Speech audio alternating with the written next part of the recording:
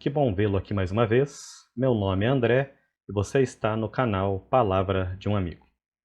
Estive alguns finais de semana ausentes, trazendo as mensagens aqui para vocês, mas já ajustei algumas coisas aí da minha rotina, alguns probleminhas que surgiram na vida pessoal e estamos de volta com as mensagens semanais, conforme começamos na ideia ao apresentarmos o canal para vocês. Estou muito feliz também, porque chegamos na nossa primeira centena de inscritos no canal. Isso é motivo de alegria. Lembrando que os divulgadores são apenas os amigos, as pessoas que já se inscreveram e que acabam compartilhando as mensagens que temos levado. Então, já que alcançamos a primeira centena, o convite e o pedido continuam o mesmo. Se você gostar da mensagem que vai ouvir, ou já gostou de alguma outra, lembre sempre de compartilhar com os amigos, curtir, inscrever-se no canal se ainda não é inscrito, para que possamos levar de uma forma ou outra, ainda que seja uma curta mensagem da Palavra de Deus, às pessoas que têm carência, necessidade, ou que ainda não conhecem como nós o conhecemos. Muito bem. Para retomar esta série de mensagens que temos levados, para esta semana pensei num tema, de certa forma, até difícil de nós admitirmos para nós mesmos. E o título da mensagem, da reflexão da semana é: Quando servir a Deus não basta. Estranho, né, esse título? Servir a Deus, de certa forma, deveria ser o nosso sonho de consumo. E agora você está me dizendo, André, que servir a Deus não basta? Pois é. Vou tentar trazer para você uma ideia que a gente pode tirar de uma passagem específica da Bíblia, que muitas vezes servir a Deus não basta. Constantemente, eu e você, nós, somos confrontados com a ideia de sermos melhores que os outros. Por mais humildes que eu e você sejamos, nós invariavelmente, em um ou outro assunto, aspecto, acreditamos que somos melhores que os outros. Como religiosos, que a maioria das pessoas que assistem esse canal são, nós também costumamos ser juízes da vida alheia, em especial das pessoas que não acreditam em Deus como a gente. É sempre fácil criticar o outro. E ao termos esse tipo de pensamento julgador, surgem frases típicas de crentes do mundo moderno ao tratar o insucesso da vida alheia. Por exemplo, talvez você já tenha ouvido frases dessa natureza. Esse camarada só está assim porque não larga a bebida. Se ele não bebesse como eu, quem sabe teria uma família melhor, uma vida melhor. Não estaria correndo risco de desemprego. Esse camarada só está sofrendo desse jeito na vida dele porque ele não consegue largar o cigarro. Se ao menos ele fosse como eu e não fumasse. Tal pessoa só está sofrendo assim porque trai a mulher, trai o marido.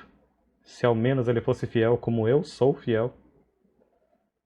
A aparente melhor conduta que eu e você podemos ter como cristãos tem endossado, infelizmente, uma contabilidade mesquinha, aonde nós acabamos entendendo o relacionamento que temos com Deus como o tanto de mal ou bem que eu e você podemos fazer.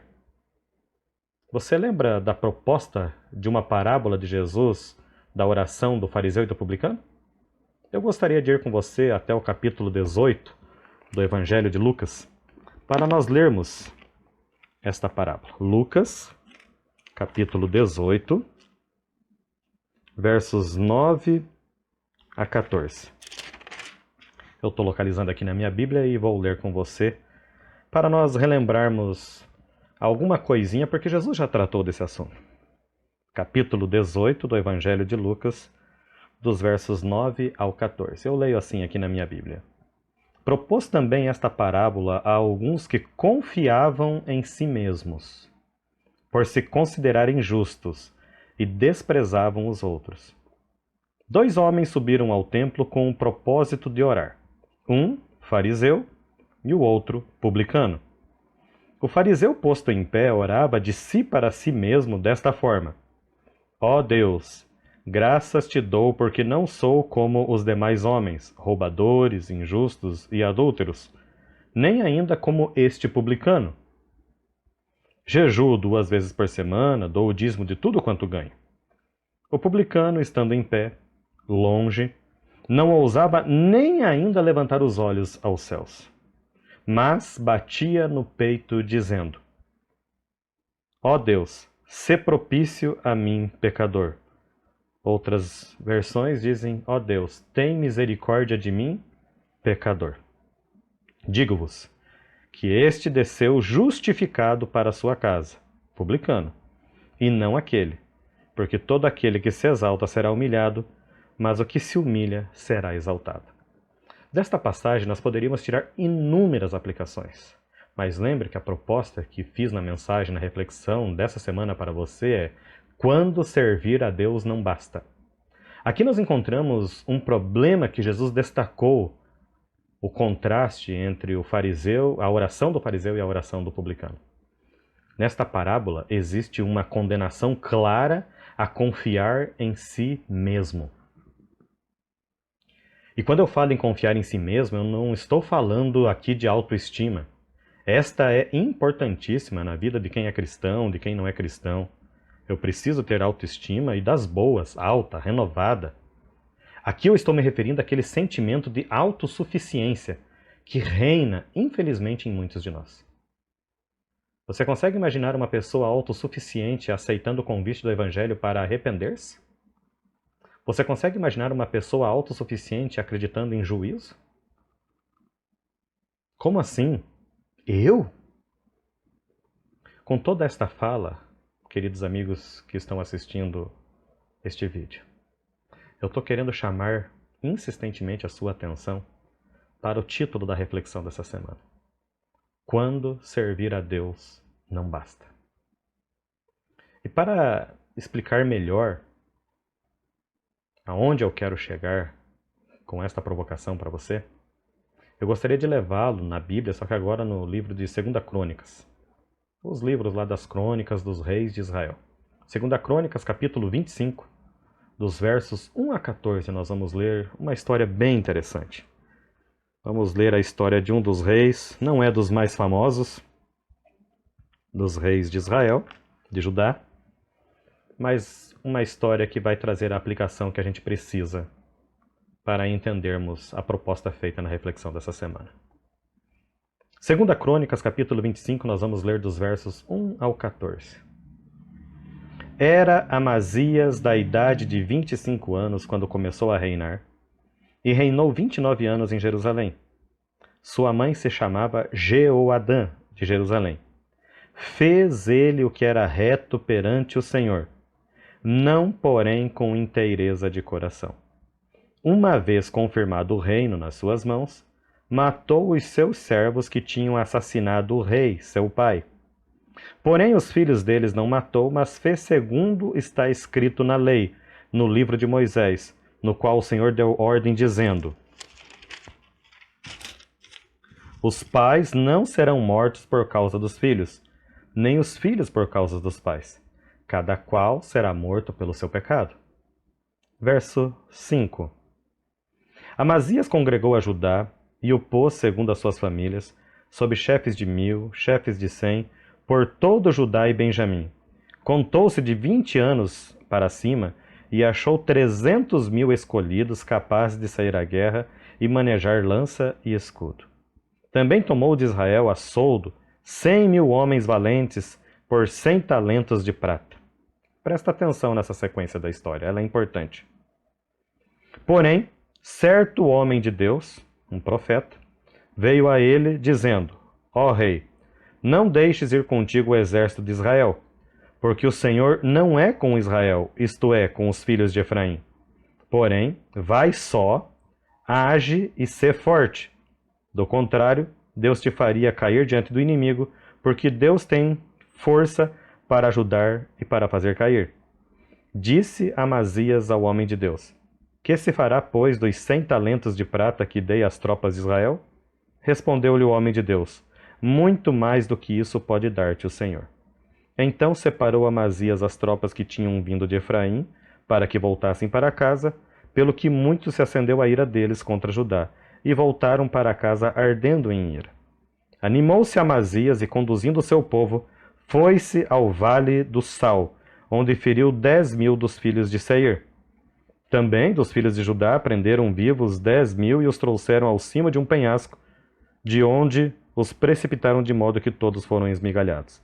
Porém, os homens das tropas que Amazias despedira, para que não fossem com ele à peleja, deram sobre as cidades de Judá, desde Samaria até Bet-Horon. Feriram deles 3.000 e fizeram um grande despojo.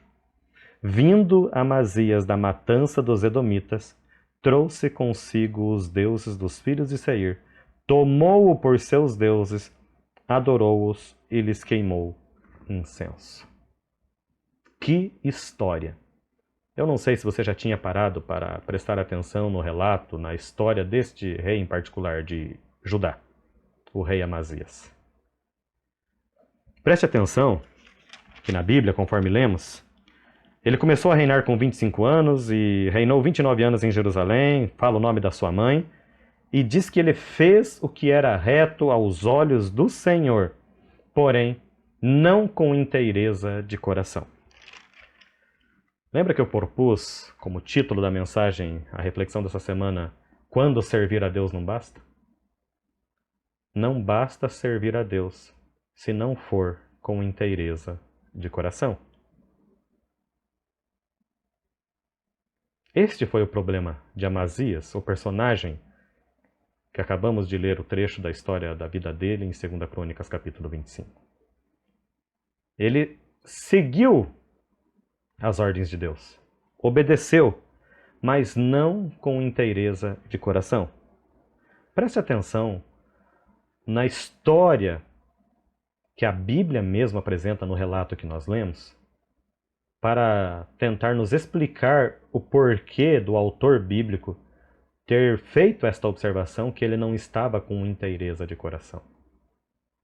O relato, resumindo para você, embora nós tenhamos acabado de ler, é mais ou menos o seguinte: Amazias começou a reinar, e em algum momento ele teve uma indisposição com os filhos de Seir. E ele quis sair à guerra. E eu penso que ele, de alguma forma, ele estava preocupado, temendo a capacidade do exército inimigo. Ele ajuntou 300.000 homens de guerra de Judá e Benjamim, as duas tribos que compunham o reino do sul. E ainda pagou a 100 talentos de prata mais 100.000 homens de Israel. Ou seja, Amazias, naquela situação contra os edomitas, tinha nada mais, nada menos que um exército disponível, já pago inclusive, de 400.000 homens à sua disposição. 300.000 da sua própria gente, do seu próprio povo, e 100.000 dos irmãos vizinhos, as 10 tribos do norte, que a Bíblia chama de Efraim, porque era a maior delas, pagos por talentos de prata. Aí vem um profeta do Senhor, um homem de Deus, e fala: Amazias, se você subir com esses 100.000 homens de Israel, você vai perder. A derrota é certa. E aí nós começamos a entender o porquê que este rei não tinha o seu serviço ao Senhor com inteireza de coração. Assim que o profeta fala que ele não deveria subir com Israel, porque certamente seria derrotado, a preocupação dele não foi perguntar por quê. Ele até confiou, acreditou que era verdade o que o profeta estava falando. Ele não desafiou, questionando a ordem de Deus, mas a pergunta que ele fez teve a ver com dinheiro. Beleza, eu vou obedecer a Deus, mas o que eu faço com a prata que eu já paguei? E aí ele teve que responder uma coisa óbvia, que sempre nós ouviremos da boca de homens de Deus, ou do próprio Deus quando nos queixarmos de coisas de finanças. Muito mais tem Deus para te dar, rapaz. Não esquenta a cabeça com o que você está perdendo. A Bíblia diz que ele despediu em paz, do ponto de vista dele, Amazias, os seus primos, irmãos ali de Israel. Eles não gostaram muito. Na sequência do texto nós até vemos que eles provocaram grandes despojos nas cidades próximas ao irem voltando para Samaria. Provocaram alguma destruição, tiraram muito despojo, mataram mais de 3.000 pessoas. Mas o que fica dessa história é que Amazias, ainda que preocupado com os talentos de prata que havia perdido ao despedir os israelitas sem eles terem prestado serviço algum, ele obtém vitória. Ele sai vitorioso. Ele obedeceu ao Senhor. Ele serviu ao Senhor. Mas você prestou atenção no verso 14? Vindo Amazias da matança dos edomitas, trouxe consigo os deuses dos filhos de Seir, tomou-o por seus deuses, adorou-os e lhes queimou incenso. Você sabia que este é um fato único na história dos reis de Judá, de Israel? Normalmente havia infidelidade num momento de baixa, num momento em que Deus permitira a minha derrota.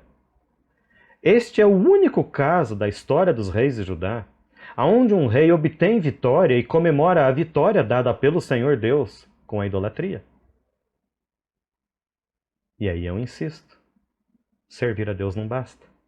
Precisamos servir a Deus com inteireza de coração. Em nosso relacionamento com Deus, precisamos ter inteireza de coração. Mas com certeza você já está se perguntando, ok, André, eu já entendi o recado. Mas como ter inteireza de coração? Como não ser como o rei Amazias? Como obedecer a Deus sem ser no automático? Que é uma expressão que nós usaríamos nos dias de hoje, muito provavelmente ao citarmos a situação da vida espiritual de Amazias. Eu tenho um verso ainda para ajudar a responder. Nas minhas mensagens você não vai ver uma resposta assim, ó, faça assim, assado. A vida espiritual, infelizmente ou felizmente, ela não é como uma receita de médico. Quando estamos com algum tipo de dor, tome este comprimido 3 vezes ao dia, por tantos dias, e se não melhorar, volte aqui. Gostaria eu que a vida religiosa, a nossa vida espiritual pudesse ser encarada dessa forma, mas não é. O que nós podemos lançar no seu coração, no nosso coração, são algumas possibilidades, algumas alternativas, alguns procedimentos, algumas práticas para que a gente possa tentar encontrar o caminho, deixar que o Espírito Santo atue em nossas vidas. E uma dessas dicas nós encontramos em Provérbios, capítulo 23, o verso 26. Abra sua Bíblia em Provérbios, capítulo 23, o verso 26.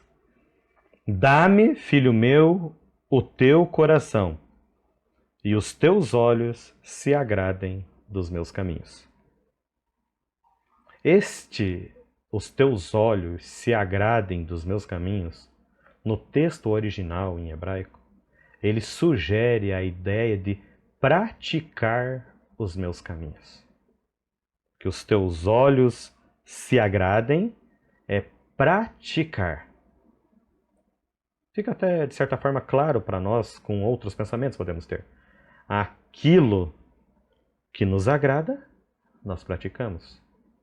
Se me agrada caminhar, eu pratico caminhada. Se me agrada comer determinados alimentos, eu pratico ter sempre eles à disposição na minha mesa. Então, vamos fazer a releitura. Dá-me, filho meu, é o pedido de Deus, o teu coração. E que haja prática dos seus caminhos, dos meus caminhos na sua vida, para que você tenha todo o seu coração nas mãos do Senhor. Quando fala em inteireza de coração, não tem como não nos lembrarmos do rei Davi, o salmista Davi, pastorzinho de Jessé. Davi é conhecido na Bíblia como o homem segundo o coração de Deus. E olha que ele errou um bocado. Já comentamos em outros vídeos que fizemos, quem me conhece dos púlpitos, é um personagem que invariavelmente a gente acaba usando. Davi foi um adúltero.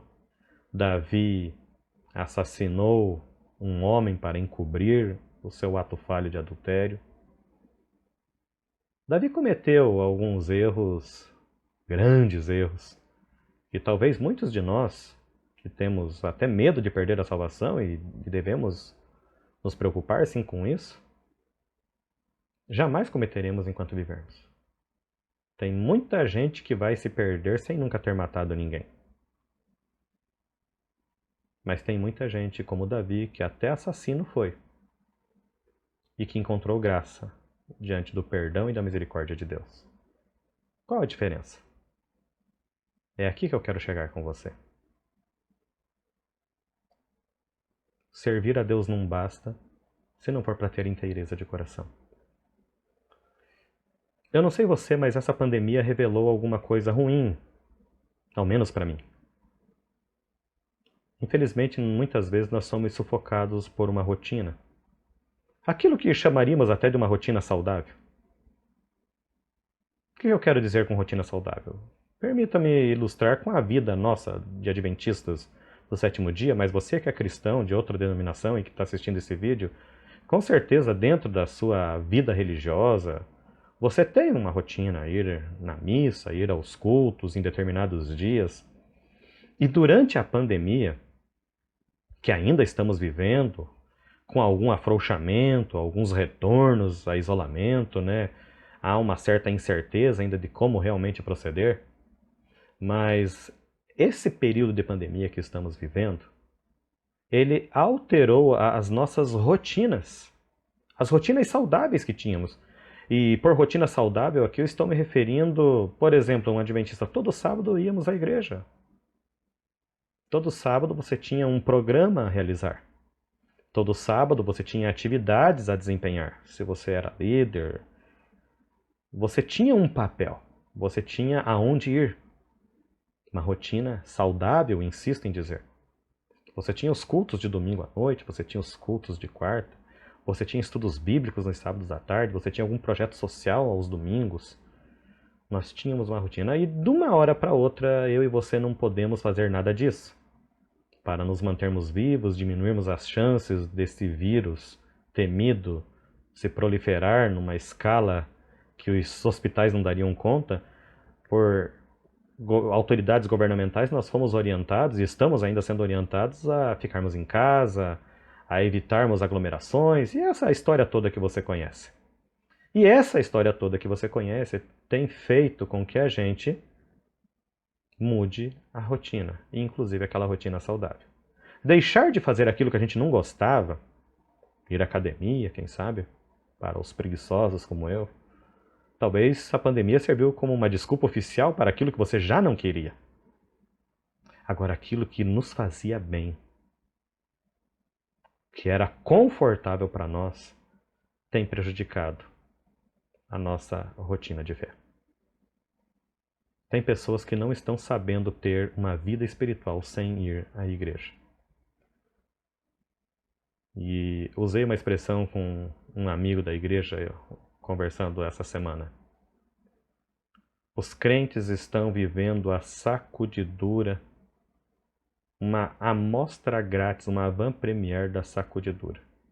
Aonde nós não estamos sendo sacudidos pelo que as outras pessoas que não acreditam nas mesmas coisas que nós poderão nos fazer um dia.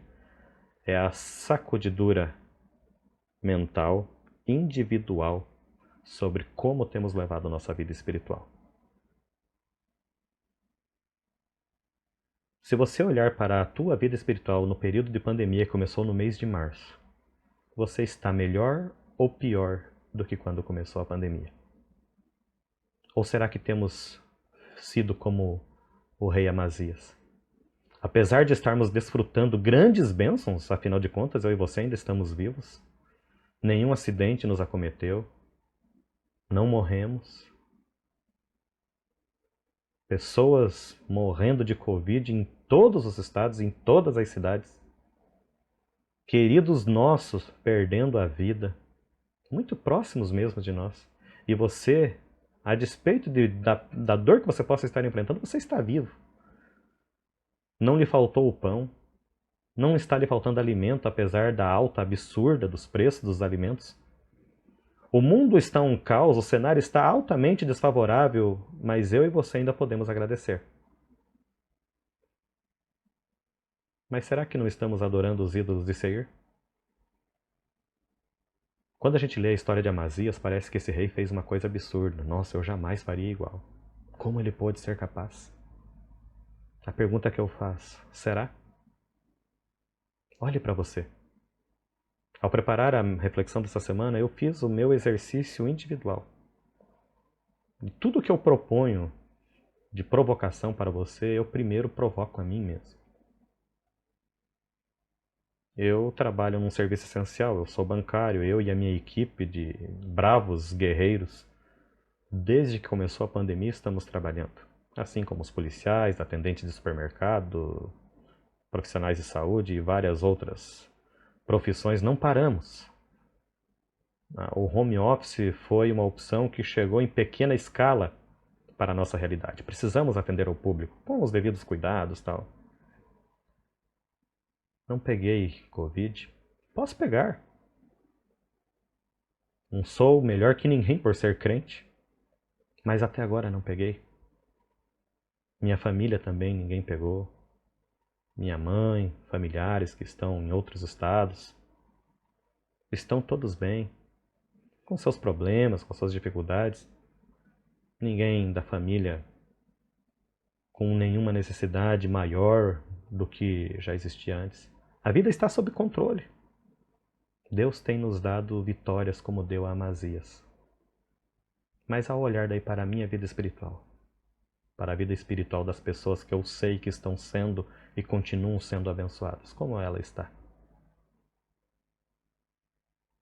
Insisto, será que temos ido, assim como Amazias, adorar ídolos, mesmo com vitórias que Cristo tem nos dado?